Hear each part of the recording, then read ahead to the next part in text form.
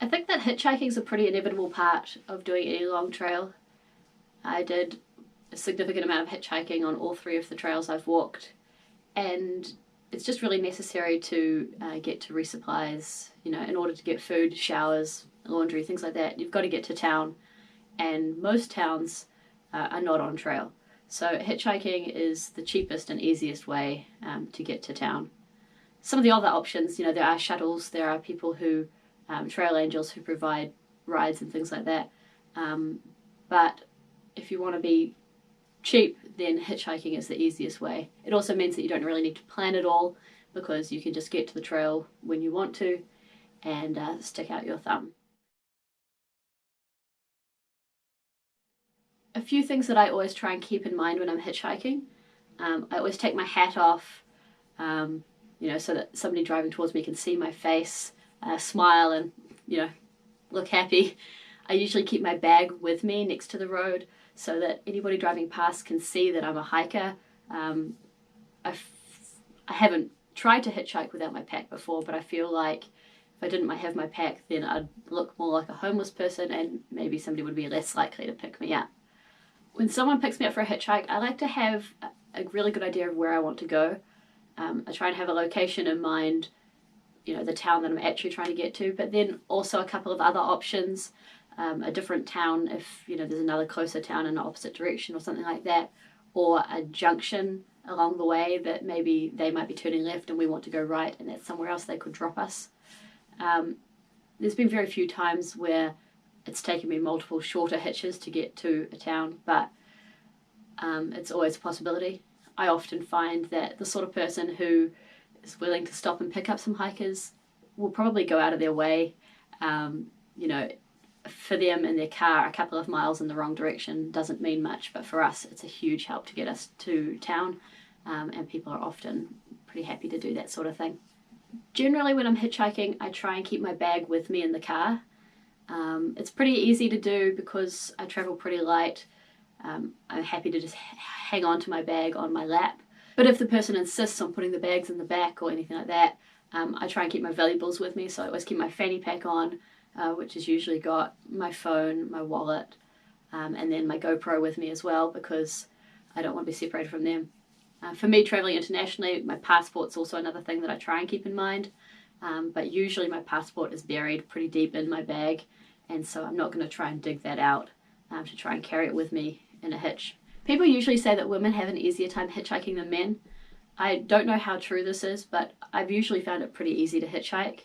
As a couple, it's also pretty easy to hitchhike, and you know, it's much safer to hitch as with 2 people than it is with just one, so I have no issues with that. On the PCT, I'd often hitch with a couple of friends rather than hitching alone for safety. On the Tiararoa, I was travelling alone almost the entire time, so hitchhiking with somebody wasn't ever really an option. So the first time I ever hitchhiked was during the Tiararoa in the South Island, New Year's 2016. And I had a huge day and I was aiming for a specific cabin, which I never found. And so it was late on New Year's Eve and I was at a road end with nowhere to camp, and so I decided to hitchhike to the nearest town. So yeah, I just stuck out my thumb, and this older guy, maybe 60 or so, in a ute pulled over and picked me up. And he was a local farmer heading to town to buy some booze for New Year's. And I jumped in the car with him and he took me to town, and it was, I don't know, it was a great ride. He was really nice. He dropped me right off at the accommodation. He gave me my options of where I could eat and where I could drink and the best place to sleep and all those sorts of things. And I felt safe and happy, and it was great. But at the same time, as a solo female hiker being picked up by an older man in the middle of absolute nowhere in rural New Zealand, maybe not the safest thing to do, but it was all good, so I guess it didn't really matter. My first time ever hitchhiking was actually on the Appalachian Trail, and it took us until 1.5 weeks in before we needed a hitch, and it was at Fontana Dam just before we went into the Smoky Mountains. We walked into the dam visitors center just to see about restrooms and if we could get some snacks to hold us over until we got to Gatlinburg. And we ended up talking to a very nice retired professor about the dams in the area and sort of the history of the Tennessee Valley Authority and how their different power stations worked and all that, and the water and energy flow in the area and how that was set up. So that was very interesting, and she was very nice and ended up offering us a ride to the little resort type area near there, which I think is called Fontana Village. And so we just had to wait until they closed up for the day, and her and the man working there with her offered us a ride in their pickup truck. And so we hopped in the bed of the truck, and they took us back down through the hills there to the Fontana Village. And it was a nice sunny day and just beautiful for hitching in the back of a pickup truck. And it was a really good first hitchhiking experience. Prior to that, I would have never even thought to hitchhike, and I even now probably wouldn't do it outside of through hiking and being near trail people.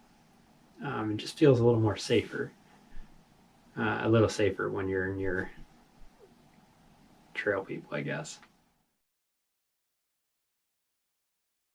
The coolest hitch I ever had was going into Pearisburg, Virginia on the Appalachian Trail, and it was a really short hitch, only a couple of miles, but the person who picked us up he picked us up and he said, "Oh, I've just been dropping my son off back at the trailhead. We just spent a few days hiking together," and we had a bit of a chat with him in the car, and then we said, "Oh, so who's your son?" And he said it was Eric, and we didn't know who Eric was, and then he said, "Oh, his trail name's Platypus." And we both knew Platypus. We had been hiking with him on and off near the start of the trail before we got sick, and it was really cool to get a hitchhike from his dad into town, and really funny as well to think about how much of a small world it is. We didn't know where Platypus was on the trail, and then to find out he was right in front of us was pretty cool. My favorite hitch of the trail was also in Maine. Not sure exactly where. It was just some back road in the middle of nowhere. And we waited for quite a while. There were essentially no cars coming by. And we thought, we were pretty sure that we weren't getting hitched and we're going to have to walk a ways yet before we get to a bigger road. But we waited for a while. And eventually a little car comes around the corner and stops and picks us up. And we get talking to him, and he says that he studies bees, and he's up in the area giving a lecture to somebody or other, and they paid him in maple syrup, which I'm not sure exactly what the connection is there with bees and maple syrup, but it turns out that he is Dr. Thomas Seeley, whose work I studied in graduate school.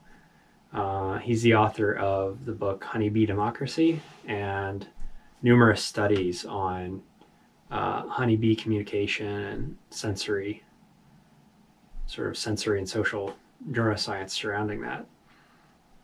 He's really one of the grandfathers of honeybee research. And Chili, sitting in the back seat next to a box of his books, would have known that before I did. But it was interesting because we were having this conversation and he was just kind of telling me about what he does. And I, of course, find honeybees very interesting. And I start talking to him about his research that I had studied in graduate school, which in retrospect is ironic, I guess. And of course, he knew all about what I was talking about, and I eventually figured out who he was. And so that was very cool to just, need a hitch really bad and nobody's around. And around the corner comes somebody whose work I had studied recently in a professional setting. and somebody I find very interesting. So that was really cool, and he was a really nice guy, and that was probably my favorite hitch out of all of them. In contrast, the worst or most dodgy hitch of the whole trail was at the very end, possibly the last hitch, just before it was the last hitch, just before 100 Mile Wilderness. At that restock, most people go to Monson, and instead we went north to Greenville, and we got picked up on the side of a highway by an elderly gentleman and his son. And we should have known right off the bat that it was going to be trouble, because when they pulled over, they just about caused a rear end collision to stop and get off on the shoulder, but we ended up getting in anyway.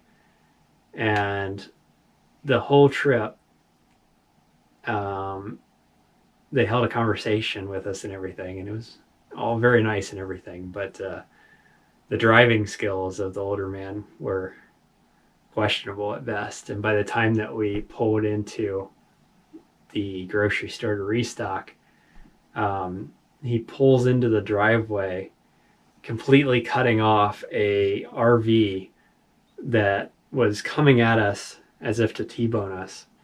And both the son who was in the car with us and the RV driver met eyes, and just this knowing look of like, we were definitely in the wrong, and that very easily could have been a wreck if the RV driver wasn't paying attention. And just the whole drive from the time that he picked us up to the time he dropped us off felt like the most unsafe car situation that we were in on the whole trail. So I can only really think of one hitchhike that I've ever had which felt really unsafe. And that's the same one that Raiden just talked about. The old guy in Greensville, it was scary. It was really not a good hitch.